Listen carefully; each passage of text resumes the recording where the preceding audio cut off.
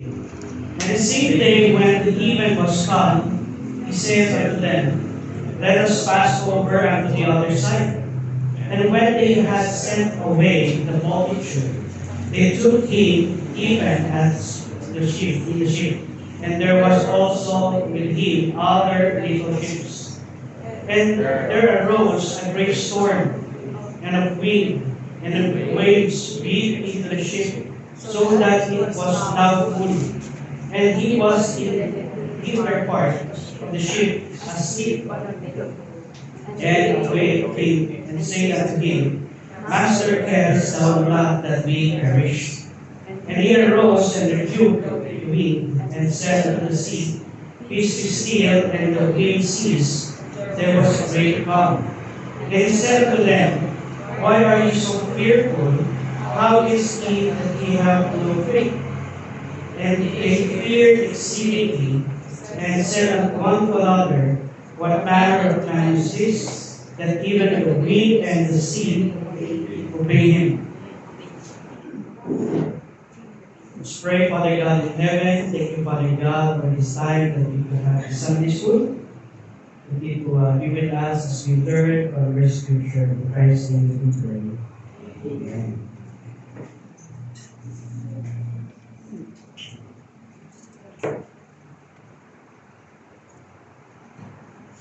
Okay. Praying to the storms of life. Praying to the storms of life. So here, makikita natin, in Mark chapter 4, verse 39, sabi doon, And he arose and rebuked the wind and the sea. Peace be still, and the wind ceased, and there was a great calm. Pero kung titignan niyo ito, no, they're not traveling alone. So, in verse 36, again, basahin niyo in verse 36. Let's open with me sa Bible. Verse 36, and can you read it? Ready, read. When they had separated, multitude there were also And there were also 8 other little ships. May mga kasama sila. May mga kasama sila na naglalakbay. Ano? May mga kasama sila na naglalakbay. Kaya nga, in life, when Christian trains through the storm, may mga nakakakita na mga either mga maliliit na bagong mga Kristyano, or it's either mga tao. Ano? Mga tao. Kaya nga here, in the situation that our country is in at this time, in the situation that the country is in at this time, makikita natin the reaction of a Christian matters. Ang reaction natin sa mundo, it matters. How we react to politics, how we react to what is happening all around us, how we react to sa Monday, na nagkaroon ng 7.8 na earthquake sa Jensen, how we react matters. Kaya here, dito natin may papakita yung testimony natin bilang isang mananampalataya when we are having storms in life. How we react matters. How we react matters. And why? Because life is filled with storms. Life is filled with storms. Some storms may come as sickness, financial struggles, family problems, or disappointment in life. Grief even. Or even what we call uncertainty about the future. Hindi natin alam kung anong mangyayari sa Pilipinas in the next future. Di ba? Hindi natin alam kung anong mangyayari in our world in the future times. Ngayon, nag-aaway na naman pa, close na naman ang straight purpose. But we do not know what will happen. But one thing is for sure. God is there. And as we react on the situations in life, no, little boats are seeking our ship. Little boats are seeing our ship. How we react to trials, kung paano tayo mag-react, paano ka sumagot. Little boats are looking at you. Lalo na sa mga matatandang Kristyano, little boats are looking at you. No.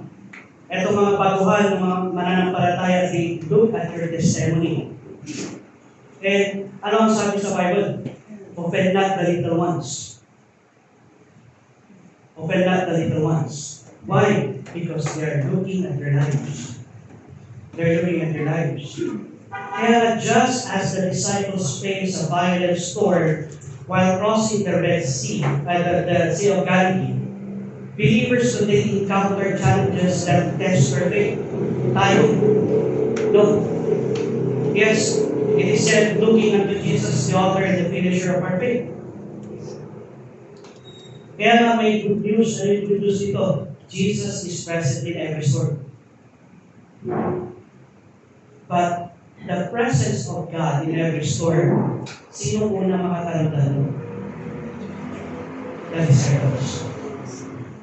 Yung mga sumusunod sa Kanya. Those that follow the Lord Jesus Christ. And this little sheep na kasama nila will take a look at their lives. How they react. How they see the storms of life. How they react to these storms. Kaya connect us with His power, peace, and presence. Kaya life is filled with many storms. Life is filled with many storms. How we react matters. How we react matters. First action that we need to do is what? Pray, yes. Storms are part of life. We need to understand that storms are already part of life. Nangyayari na yan. Nasabi niya sa salita ng Panginoon. Our government would lose its power. Or sabihin mo ng people would come to a crisis in life. Even faithful followers of Christ experience difficulties in life. But what they did, anong ginawa ng mga disciples, kaya tinuruan sila ng Panginoon, O you of little faith. Di ba? Why? Because little sheep are looking at them. Tandaan natin, itong story is katatapos lang ng feeding of the 5,000, a great miracle that happened. Jesus healed the sick, no? Ang dami niyang pinagaling, ang dami niyang na-touch na buhay, and then there is the storm. There is the storm. The disciples are excited to go to the next destination. But they encounter a great storm. Kaya the disciples were in the center of God's will, obeying Jesus' command to cross the sea, yet they encountered a great storm. Not only them, together with the little ships. Di ba? Sabi niya doon sa verse 36, and there were also with him little ships. Little ships. Kaya ang following God does not exempt us from trials. And even difficulties are not always a sign of God's displeasure. Hindi yan displeasure. But storms often become opportunities for spiritual growth. As we grow, these little ships grow. As they take a look at the perspective we have in life, the reaction we have in life, they also grow. They also grow. How we react matters. How we react matters. Kaya nga sa buhay, bilang isang mananampalataya, the reaction of life in the storms of life matters. Amen? Tama yun. How we react. Paano ka mag-react? Paano ka mag-react sa correction? Paano ka mag-react sa rebuke? Paano ka mag-react sa trial? Paano ka mag-react sa difficulties in life? Paano ka mag-react sa troublesome?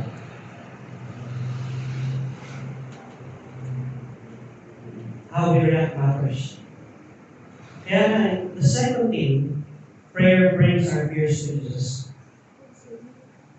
Knowing what is the problem, and then praying for it.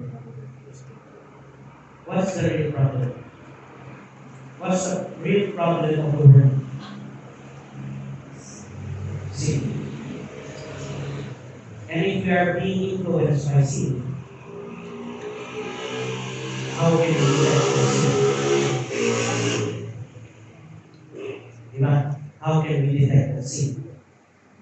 Kaya Scripture said in Mark 4:38, sabi niya doon, and he was in the hinder part of the ship. Anong ibig sabihin ng hinder part? Pinalikod, pinakalikod.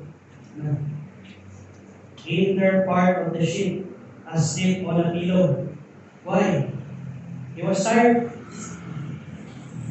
He was tired. Yes, he was tired, but Jesus Christ understand that they would get on the other side. Tingnan niyo yung reaction ng Panginoon. The reaction ng Panginoon pagdating sa storm is, it's still what? I know that I will get to the other side. Kaya nga here, makikita natin, and they wake him, and say unto him, anong words sila? Verse 38. Tingnan nyo sa verse 38. Anong words ng mga disciples? Master, ano sabi niya? What a reaction from them, seeing that Jesus Christ is so powerful.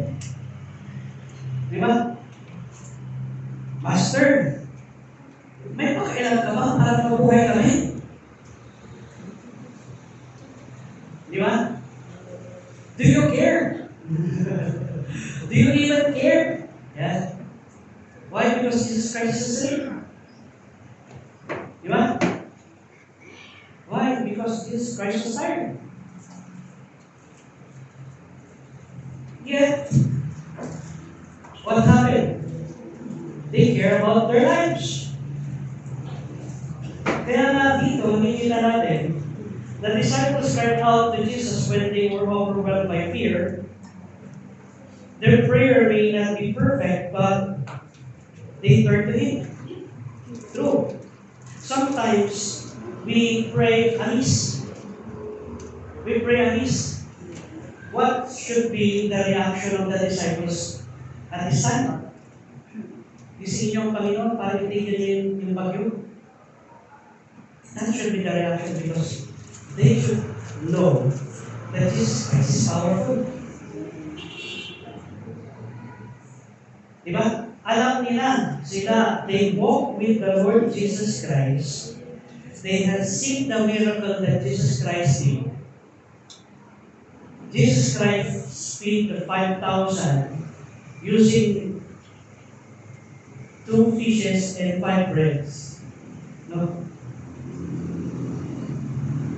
And here comes a storm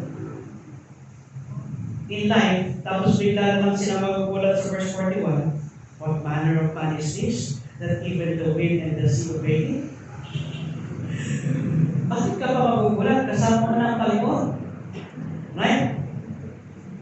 Maliban na lang kung hindi nila ina-acknowledge si Jesus Christ as God.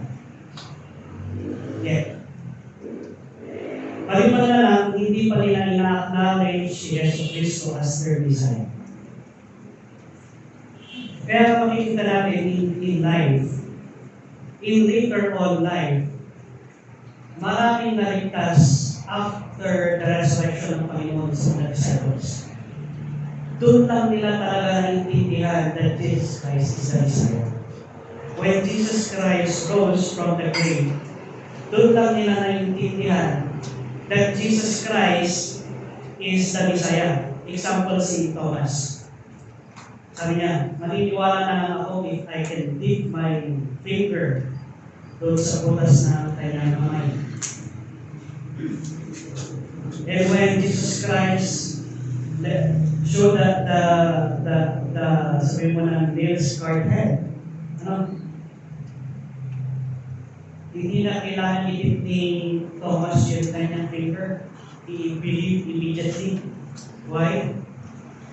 Nakita niya buhay si Jesus Christ.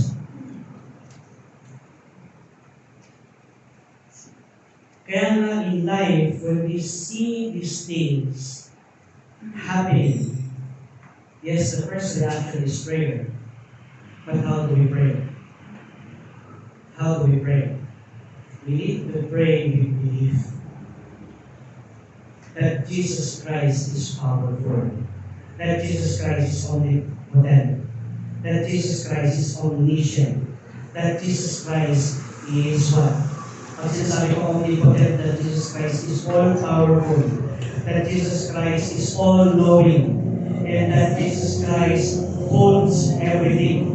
He is sovereign. And when He is not sovereign in your life, your reaction differs. Your reaction would be like the disciples. They fear. They fear for their lives.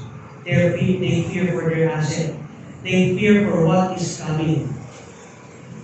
But what we need to do is just to believe the Lord Jesus Christ.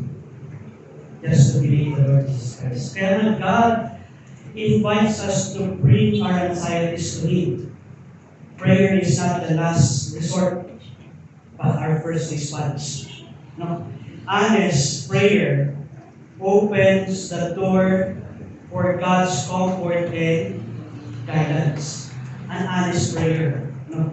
When we say honest prayer, alam mo in your life that you are right with the Lord. Why? Because the prayer of a righteous man availeth much. Diba? The prayer of a righteous man availeth much. When you see your life not righteous, when you see your life not doing the will of God, you doubt your prayer. You doubt your prayer. Why? Because you're not right. Ganito din pagdating doon sa disciples. Carest thou not that we perish? Wala ka bang pakialam, Lord? Malapit na tayo mamatay. But Jesus was asleep, and He understand that they would get to the other side. Kaya anong ginawa ng Panginoon? Verse 39, and He rebuked the wind and said unto the sea, Peace be still. It only takes 3 words. Peace be still. Peace be still. It only takes 3 words. Peace be still. Shalom. Actually, it only takes 1 Hebrew word in the Hebrew text. Shalom. Peace. Shalom. Kaya makikita natin that when we are mentioning shalom or peace, it is when? During peaceful time? No. It's during the hard time. Shalom. Peace. Why? Because we are anchored on hope, hopes tomorrow. We are anchored on on the solid ground. Si Kristo ang sandigan ko. And number 3, Jesus is present in the storm. The disciples thought that they were alone, but Jesus was in the boat all alone. His presence was greater than the storm around them. God's presence does not disappear during the hardship. We may not feel Him, but He is always with us. He may be the pinakalikod na part ng ship, but He's there. And our prayer reminds us that we never face life storms alone. Just like here, makikita natin in verse 38, and he was in the inner part of the ship, asleep on a pillow. Ito siguro nakuha ni Galileo yung kanyang inspiration na tutulong pa ang Diyos. So, and they wake him and say to him, Master, carest thou not that we perish? Kaya sometimes in life, the reaction of Christian matters. Ano yung reaction natin? Ang reaction natin is supposed to be when politics is being like this, what should be our reaction? God knows what is it. Lord, touch her. Lord, your righteousness be upon them.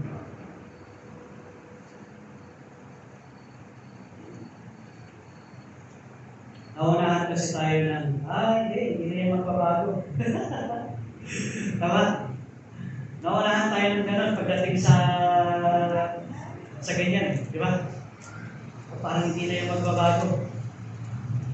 Pero let us remember and the testimony of the Scripture. Apostle will change. Apostle Paul will change. He's a murderer of the Christian. He change. No? Sino bang pinakamatikaw sa ulo? Zacchaeus, change. Tama? When he saw Jesus Christ, change. Sino pa? Marami. Di ba? Si Paul, si Saul, si David. Maraming character from the Scripture that they had changed when they met the Lord and when they see His power in life. Kaya ngayong kapangyarihan ng Panginoon can change the story in life. Kaya ang prayer strengthens faith during the storm. Diba pagkatapos ang sinabi ng Panginoon, peace be still. And the wind ceased and there was a great calm. In verse 40, ang sabi niya, okay, kindly read verse 40, ready you read. And Jesus said unto them, okay, 1, 2, 3, go.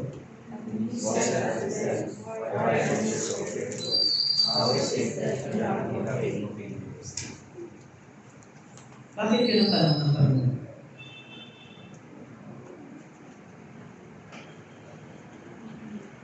Bakit pinatanong ng Panginoon? You know why? You have already seen, nakita niyo na, that I have fed multitudes using nothing. I healed the sick using nothing. I cast out devils using nothing.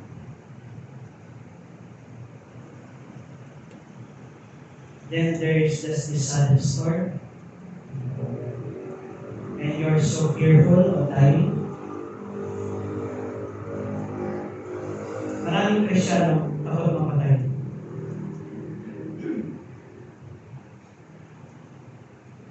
Totoo ba yun?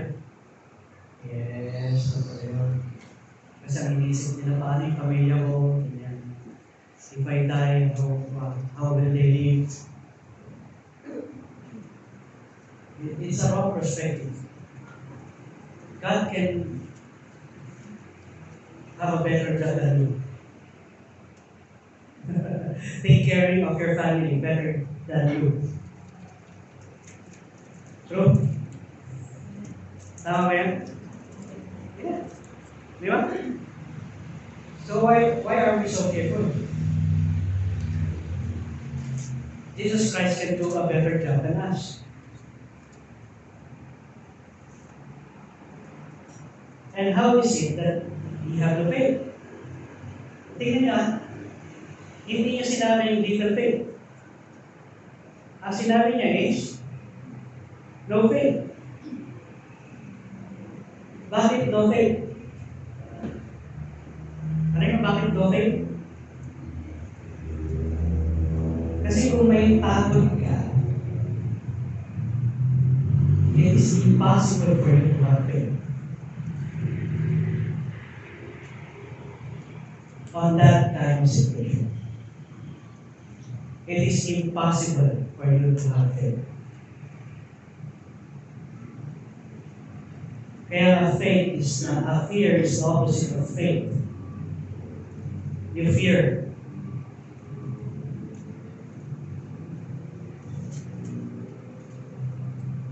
Why? Because that situation is much more greater than this. Swords reveal where our faith is anchored. Ibig sabihin, sinabi na ng Panginoon, saan kaya naka-anchor yung mga pananampalataya nito mga disciples? It's not in Jesus Christ, I'm sure. Kasi kung kay Jesus Christ, dumating yung sword, isingin niyo ang Panginoon para itigil yung bagyo. Diba? Yun sana ang reaksyon. Pero ang ginawa nila is what? Isingin na ang Panginoon, mamamatay na tayo. There's a big difference between isingin niyo ang Panginoon dahil siya magbibigay ng solusyon sa problema. Kesa yung isingin mo ang Panginoon, mamamatay na tayo. Anong difference nun?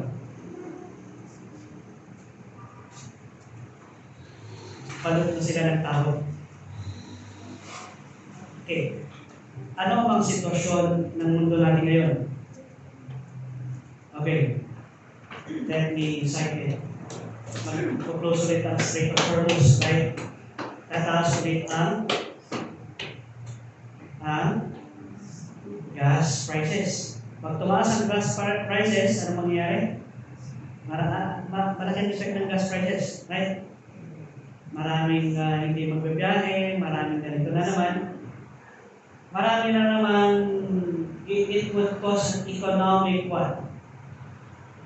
Economic destruction. No? Magkakaroon ng mas malaking inflation ulit.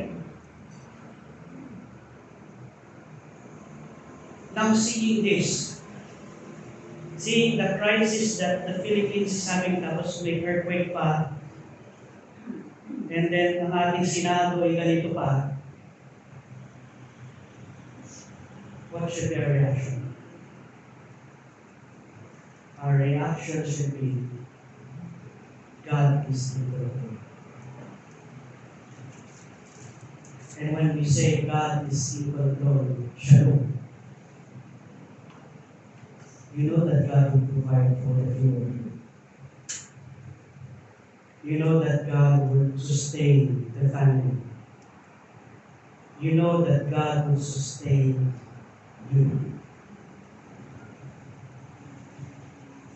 And when this leadership see that you believe that God is the one that sustains, kasama sila dun sa peace.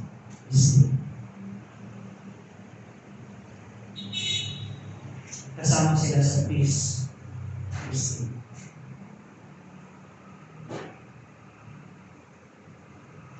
We are Christians.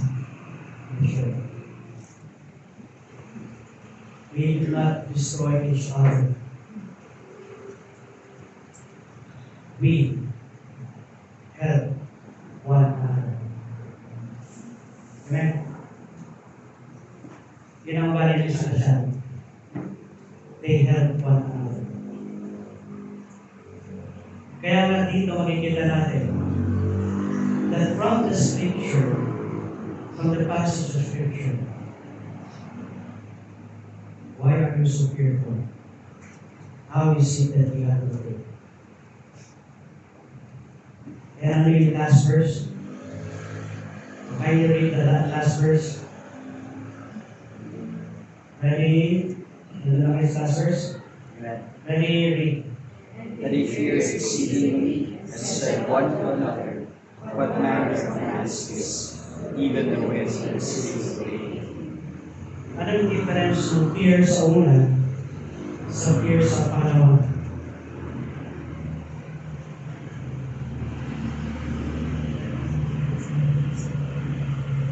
Nagkaroon sila ng reverential fear. Pag sinasabi natin reverential fear, mas lalo nilang kilala ng Panginoon. At mas lalo sila naniwala kay Jesus.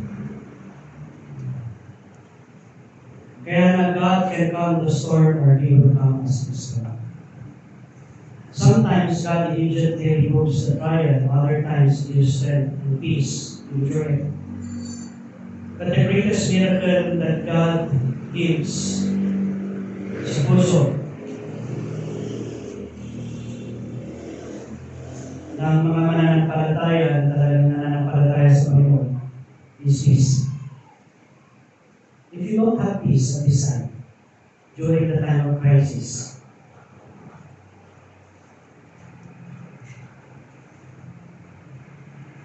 let me ask you a question. How is it that you have no faith?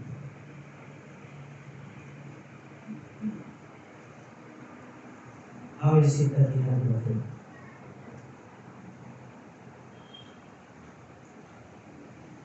The question that Jesus Christ asked His disciples.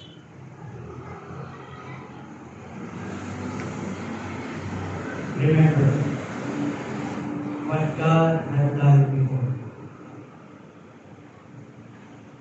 Ang mga Israelite nga, wala silang trabaho, yet they eat in the wilderness 40 days, 3 days, and three times a day.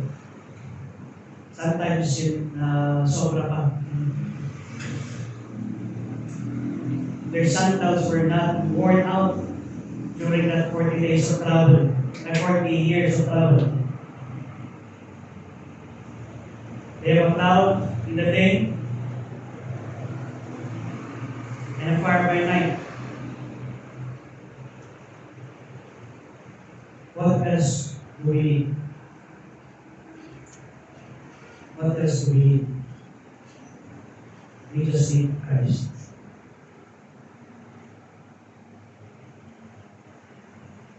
Kaya nga sinabi niya, sabi ng mga disciples, what manner of man is this, that even the wind and the sea obey him? Kahit na ang wind, they obey the Lord because they understand authority. Kahit na ang sea, they obey the Lord because they understand authority. Ibig sabihin, sino may authority sa atin? Sa puso natin. That matters. That matters. And prayer allows us to rest in God's sovereignty. Now, a lighthouse stands firm during a storm. The waves crash against it and beat upon, but it remains standing. Why? Because the foundation is secure. The foundation is secure. Prayer anchors believers to Christ. Our rock when the storm of life rages around us. Understand who is in authority. understand that Jesus Christ is the head of the church. Not you, not me. It is Christ. Not what we want, but what the Lord wants. Amen? Kaya sa buhay natin, we need to anchor our life to the sure foundation of Christ. Christ is the head of the church. Christ is the head of the church. Kaya nga, as believers, when we sail on the boat, and even though the Lord is sleeping behind, it doesn't mean when you hold the sail, you own the boat. Let me repeat it again. It doesn't mean when you hold the sail, you own the boat. It doesn't go that way. It always go according to God's plan and God's course. It is God's course. It is God's hope. It is God's ship. Not ours, but His ship. Kaya He is our rock. He is our foundation. He is the sure reward that we have. Storms can make us despair. But when we pray, we invite God's presence in our circumstances. Ibig sabihin ng pag-invite sa Panginoon in our circumstances is take control.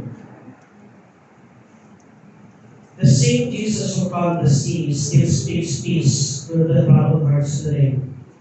Whether He comes to storm around us or strengthen us within, we can trust in Him completely. Kaya nga, tandaan natin ito. Prayer does not always change the storm, but it always changes the one that is praying. Thy will be done, on earth as it is in heaven. Thy will be done. Kaya nga, the last reaction ng mga disciples is still fear.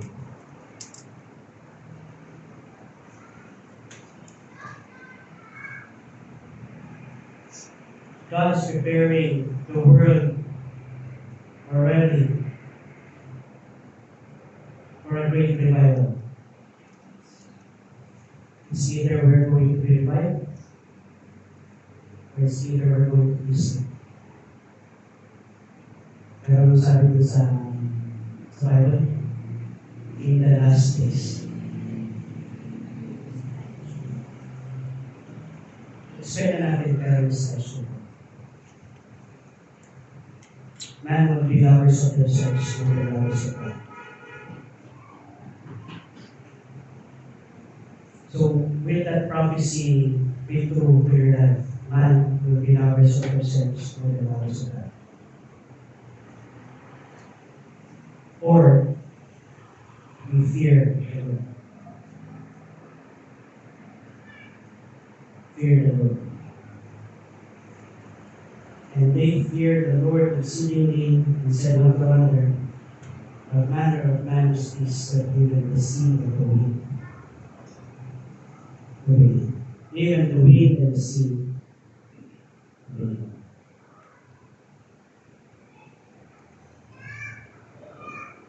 Ito, may discussion question. What are the current storm that you are facing? Have you brought that burden to God in prayer?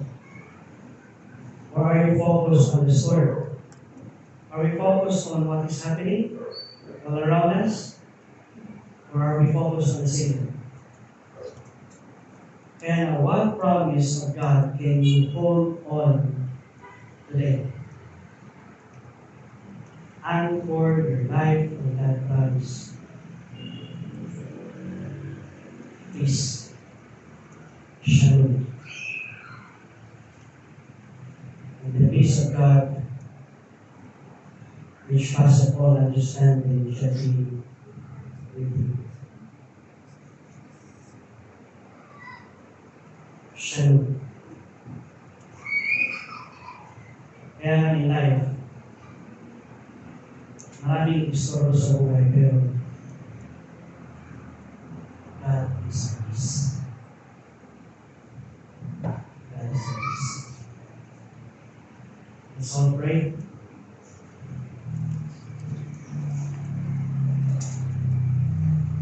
Father God in heaven, thank you for this word of support. Thank you, Lord God, for your word. Even the wind and the sea obey your word, peace is still. Shalom. May we have that in our hearts as your child. May we carry a peaceful spirit. May we carry in our life a life that honors and portrays your character. That in this time of crisis, that in this time of turmoil, and then this time that this nation is in a lot of troublesome, maraming problema, as your child, may we see that we have that peace, that we have that shalom in our house. Peace is there. Why? Because you understand that you are in control. You provide everything. And you do a better job in everything. Thank you, Father God, for this time. Thank you, Father God, for this Sunday school. May these words, Lord God, bring to each and everyone's heart. And may these words, Lord God, talk to your people. All glory, honor belongs to you. In Christ's name we pray. Amen. Amen. So let's have 2 minutes break, and then we'll go to our worship service. Shalom, everyone.